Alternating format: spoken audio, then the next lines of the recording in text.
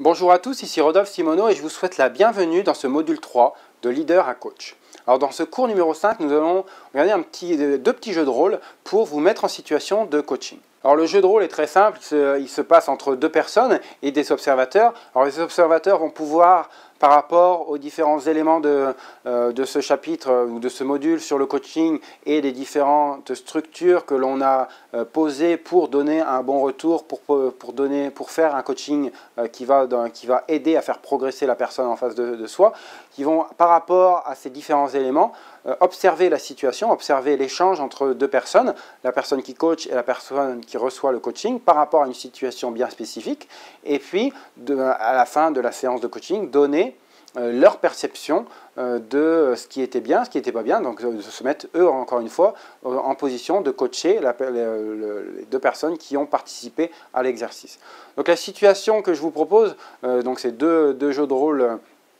que vous pouvez découvrir dans le fichier joint. Mais la première situation, c'est à l'entrée du parking de votre entreprise, il y a un stop à respecter pour la sécurité de tout le monde. Et donc en tant que manager, donc la première personne, c'est le manager qui sait que le stop n'est pas respecté et qui a eu encore la semaine dernière un risque d'accident d'une personne qui traversait au moment où il y avait une voiture qui rentrait dans le parking et qui a failli se faire renverser parce que la voiture n'a pas respecté le stop et donc il n'y a pas eu de souci, mais en tant que manager, vous avez comme volonté de réaffirmer le besoin de marquer le stop à l'entrée de ce parking et vous décidez de réitérer ce besoin auprès d'une personne qui était juste devant vous. Vous êtes rentré dans le parking et vous savez qu'elle fait partie de votre équipe et donc vous allez lui donner ce retour sur ce besoin de marquer le stop. Alors l'autre personne, donc la personne qui n'a pas marqué le stop, eh bien de toute façon, le stop, vous le trouvez complètement stupide. Vous avez une vue suffisamment dégagée pour voir les personnes arriver. Donc vous ne pensez pas que le stop est quelque chose d'important. On peut ralentir, mais on n'a pas besoin de s'arrêter. Et en plus, votre voiture, eh bien, elle cale de manière systématique à chaque fois que vous vous arrêtez. Et donc, de manière à privilégier votre batterie et votre démarreur, eh bien, vous ne marquez pas le stop et vous continuez, vous passez votre route en faisant bien attention évidemment. Et vous savez que ce matin, il y avait votre manager qui était derrière vous et que, encore une fois, vous allez entendre la même sérénade sur le fait que vous devez marquer le stop et vous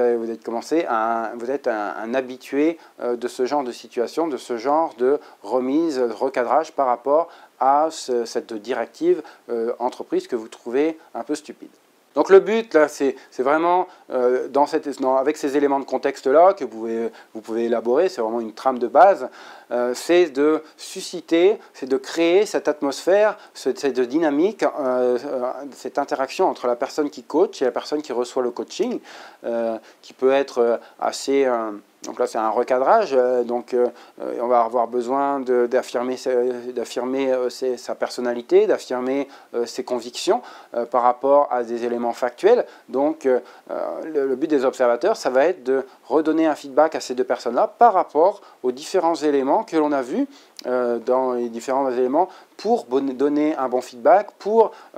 bien présenter les choses, pour avoir une séance de coaching qui profite aux deux personnes, à la fois à la personne qui donne le coaching, qui va permettre de faire comprendre ses idées, et à la personne qui reçoit le coaching à proposer des solutions pour respecter, en tout cas pour comprendre le point de vue de la personne qui donne le coaching et se mettre en situation d'évoluer, de progresser par rapport aux attendus.